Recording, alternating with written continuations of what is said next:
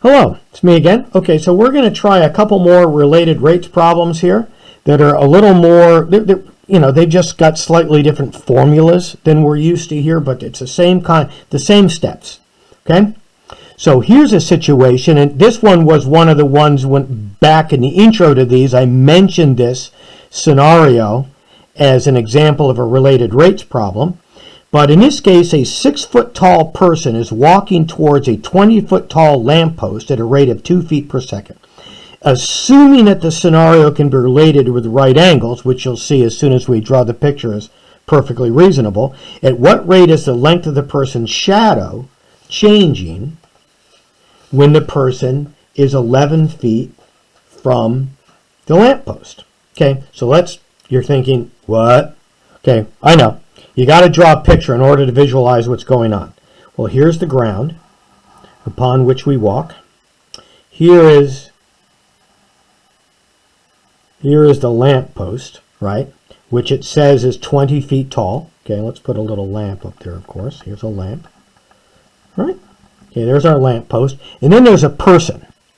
And they are 6 feet tall, right? So here's the person. I'm going to put them right here like that. Okay, not going to work very hard to draw a realistic person. It's good enough, right? And that person is 6 feet tall. Now it's at night. Okay, let's imagine. And so we can draw imagine the light rays traveling down from the lamppost to create the shadow are going to look. They're going to be straighter than I drew it. They're going to look something like that. And then here, Van Gogh-wise, I'm going to make some nice blue shadows. Okay? Very impressionistic. There it is. Okay, so there's the shadow that the person is casting that's from the lamppost. Can you guys visualize that? Now you can see that assuming that the lamppost is vertical to the ground and the person is vertical to the ground, we're making some right triangles here. And there's actually two of them. There's this small right triangle, person, shadow, and then that little bit of the light ray. And then there's the big triangle, which is the lamppost, all the way out to the end of the shadow, and then this entire ray. So can you see that there are two right triangles, one of them nested inside of the other one? Okay, so let's label some of the unknowns because we still don't know exactly what to do here. Okay, we know that the lamppost is 20 feet, so I'm going to write that in. We know that the person is 6 feet tall, so that's a constant. I'm going to write that in. But the person, this is a static-looking person, static-looking picture, but the person, in fact, is walking towards the lamppost. So this triangle is actually getting bigger. Right, as and the shadow presumably, and the shadow is, or rather, the size of the triangle is changing, and the shadow itself is changing. Although we're not sure how yet. Okay, does that make sense? Okay, so the shadow is changing because this person is walking towards the lamppost. Let's label this. We want to know what the length of the shadow is, or at least the rate of change of it. So we're going to call that x, because that's the quantity that we're solving for here. Now the other thing is the distance that they mention is the distance the person is from the base of the lamppost. Let's call that y. Okay, so x, which is the lamppost, which is the shadow length, and y, which is the corresponding distance of the lamppost. This we know is getting smaller, because the person's getting closer to the lamppost. Okay, so that's our picture labeled with all of the information and unknowns that we can think of. Find when given. Okay, what are we supposed to figure out? Well, we're supposed to figure out how the length of the person's shadow is changing. And at this point, we're not sure whether it's getting bigger or whether it's getting smaller, so we don't know whether this number should be positive or negative. Doesn't matter. It'll come out to be what it's supposed to be at the end. Okay? So anyway, we want to know, in other words, x prime, the rate at which this length here is changing. Now, what are we given? We're given that the person is walking towards the lamppost at 2 feet per second. Okay, the distance is getting shorter. So we're going to call that negative 2 feet per second, and that's y prime. It's negative because y is getting smaller, and a decreasing function, the rate of change is always negative. Okay, and remember, these are both functions of time. That's why we're calling it a decreasing function, right? Cool. All right, so now when do we want to know it? We want to know it when y is equal to 11 feet. That is at that instant in time, as the person's walking towards the post, at that instant in time when the person is exactly 11 feet. Okay? So now, in order to get that, in order to get at x primed, and to be able to use these numbers here, we need a formula that relates x and y and 20 and 6. Well, okay, so here is the slightly obscure part. If you think back to the days of geometry, these are what in geometry you called similar triangles, right? And remember, I'm going to draw the picture down here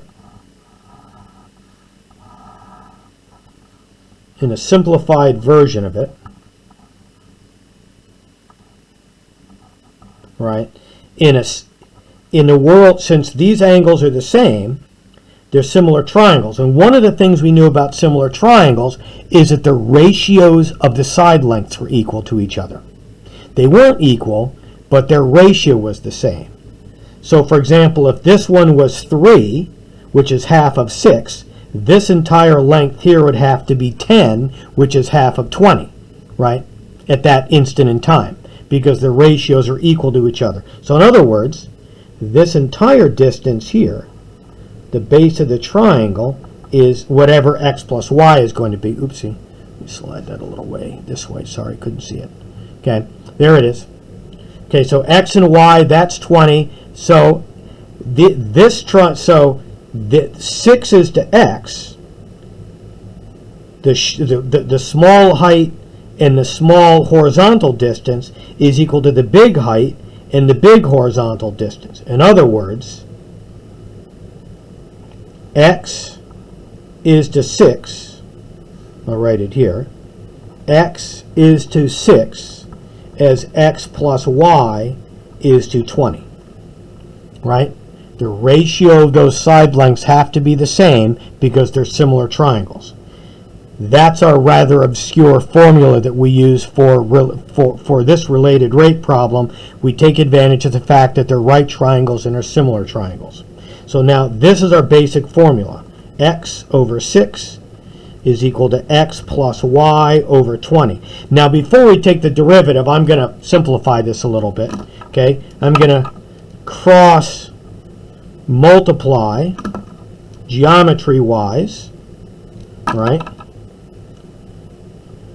6 times x plus y is equal to 20 times x. We're just going to cross multiply, right, geometry wise. That gives us 6x. Now we're still on step 3 here. 6x plus 6y is equal to 20x, right? Or in other words, after we combine like terms and such, we're going to have 14x, subtracting 6x from both sides, and then subtracting 6y from both sides, minus 6y is equal to 0. Now, this was the hard work. I keep shoving this around here. Okay, this was the hard work here to get this formula, but for our lamppost walking situations, this is the kind of formula that we're going to have. Luckily, unlike some of the earlier ones, it collapses to something relatively simple. So now, I'm going to fix this here, get that blanked out there. Okay, I'm going to put step 4 in the middle, where we're now going to take the derivative of this. Well, remember, x of t, it's kind of out of the way here, but remember those are both functions of time. So whenever you see an x, that's going to generate an x primed.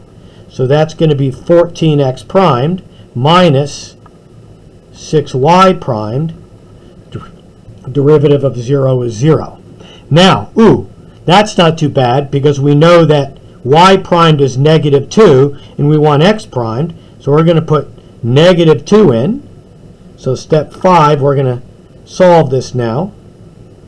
14x primed is equal to, or rather minus 6 times negative 2 is equal to 0, right? And that's 14x primed is equal to 12, right? Or x primed is equal to 12 over 14, right? Which is, 12 divided by 14, which is 6 over 7, and that's about 0.9. X primed is equal to 0.9 feet per second, right? So what does that mean? That means the length of the shadow is, that means the shadow is getting longer. Think about that. The length of the shadow is getting longer because that came out to be positive. All right, very good. Now, so there's that. So now, last one I want you guys to be able to do is, not that one. It's going to be one that looks like this, and I've written it out fair and square, okay? And you'll get an example of this in your classwork / homework, but I've written out all the work here, okay? I'll kind of cover it temporarily so we don't see everything all at one time. Okay, here's the scenario. An airplane flying at 450 kilometers per hour at a constant altitude of 5 kilometers approaches an observer who is watching the airplane from the ground. So here's the observer, and I've got their hair flying in the wind. I don't know why. I think they've got to have long hair here. Okay, here's the airplane. It's flying this way, you understand, right? And it's flying at a height of 5 kilometers, and it's at an altitude of exactly 5 kilometers. Okay? And the observer here, represented by this point, is looking up at the airplane, right? Let theta be the angle of elevation above the ground at which the observer must look in order to keep their eye on the plane. So you can imagine that this person standing here has got their eyes raised at some angle above the ground in order to be able to see the airplane. Well, that's the angle of elevation, and we're going to call that theta. Okay? Okay. Now, as the airplane flies this way, you understand, the person has to keep looking, has to raise their eyes more and more and more and more in order to be able to keep their eye on the airplane.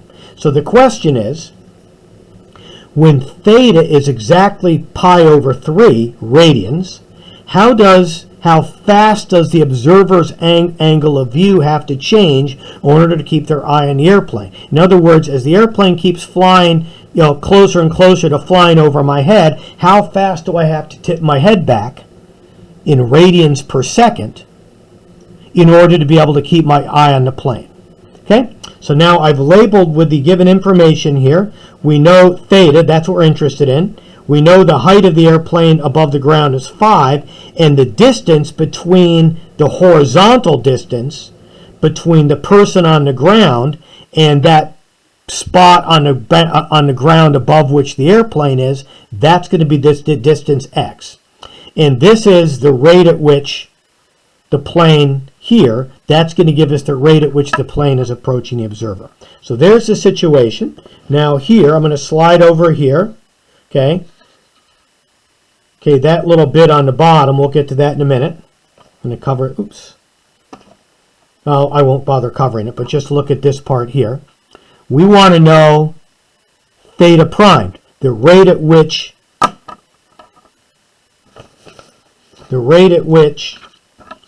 this angle here has to increase the rate at which this person has to tip their head back in order to be able to keep the airplane in view. So that's going to be theta primed. Okay, since this angle is getting bigger, we're going to expect that to be positive. We want to know when, at the instant in time, when this angle happens to be exactly pi over 3 radians. And we're given at the speed of the airplane, that is the speed that they're approaching the observer from this direction, is 450 kilometers per hour. That's x primed, the rate at which this horizontal distance on the ground is changing. And oh look, since the airplane in a horizontal sense is getting closer, that's going to be negative, right? Okay, so now, what's a formula that relates these? Okay, well, all right, here it is. It's a trig problem in this case. We've got a right triangle. We know the opposite side. We're going to be working with the adjacent side. Theta, the angle, is going to be one of our quantities, right? And so how do we relate theta with the opposite side and the adjacent side of this right triangle? Well, tangent. So in fact, I wrote it as a ratio or as a proportion here. Tan theta is opposite over adjacent, 5 over x. Now I'm going to plunk that 5 in the beginning because that never changes. Okay? So, all right, that's this formula here. And I'm going to write, so we don't have to mess with the quotient rule, I'm going to write that x to the negative 1, right? And now we just, that's 3, that's our formula that relates the quantity theta that we're trying to get at, that has the derivative that we're interested in, the rate of change that we're interested in, and then the quantity x, which is the other value that we're working with. Okay? All right, so anyway, so step 4, we take the derivative of that. And remember, theta and x are both functions of t, because the airplane's flying closer, and this angle, and x is getting smaller, and theta is getting bigger. Okay, so we take the derivative. So remember that, slide this up a little bit here, the derivative of tangent is secant squared. So that's, we're using the chain rule here. Derivative of the outside is secant squared. Derivative of the inside is theta prime. Then using the power rule here, negative 1 times 5 is negative 5. Subtract 1 to make that negative 2. That's the outside, times the derivative of the inside is x primed, right? So now, we go ahead. So now, I kind of reworked this to put this, because it's kind of a pain to work with the secant. So the secant, remember, is 1 over cosine. So secant squared is going to be 1 over cosine squared. So that's why we've got, instead of theta prime times secant squared, I've got theta primed over cosine squared, which is going to be easier to get at on our calculator. Okay? So then, and I'm going to write this as a positive exponent, putting x squared on the bottom. So now we're just going to solve for, what was it? Oh yeah, theta primed, right? So we put the numbers in. We want to know when theta is pi over 3. So here we write that cosine pi over 3 squared. Negative 5 there. 450, that's negative because it's getting smaller, right? And then where did that 2.9 come from? Well, we didn't have enough when information, because here we not only need to know, as you can see in the equation here, not only what theta is, at that instant we want to know theta primed, but we want to know what x is. So I went back over here in red, I wrote a little triangle here, and we solved for what would x be exactly when theta here happens to be pi over 3. Well, tan theta is opposite over adjacent, right? Right, well I put pi over 3, right, in. Tangent of pi over 3 is rad 3. So we're still looking for x here. So solve. X works out to be about 2.9, and that would be kilometers, right? So at the instant, at that when instant, when theta is pi over 3, x has to be about 2.9 kilometers. So keep in mind, we didn't have to do this for the earlier problems, but we might have to do it. It's one of the features of these larger problems is that sometimes we're not given enough when information. We might have to go back and solve the equation, this guy here, for another piece of when information. Okay, so it turns out, so that's where the 2.9 came from. I put 2.9 here, and now we just go ahead and we solve, right? So this is cosine of pi over 3 is 1/2, right? So this is theta primed 1/2 squared, and 5 times 450. 5 times 450 is 2250 over 2.9 squared is, it's about 8.41, right? So that's, oopsie, ran out of room. Taking it over here now. Okay, that's theta primed over 1/4, and I'm just going to do 2250 divided by 8.41. 2250 divided by 8.41. That's 267.5. Right, multiply both sides by 1/4. Not divide by 1/4. We're now multiplying by 1/4. Okay. 66.8. So theta is equal to 66.8 or 66.9 radians per hour. We've got to put it in terms of radians per hour because radians were our angle measure that we used, and then hour were our time units. So that's how that works. Okay, so we'll have a couple more of those. We'll have some of these on our classwork and homework too. Anyway, if you've got questions, send me an email, or later on this afternoon, maybe about 3 o'clock or so, I will have, actually I'm going to say, yeah, at about 3 o'clock or so, I'm going to turn the video conference on, and you can come to me with the questions then, okay? Alrighty, bye-bye.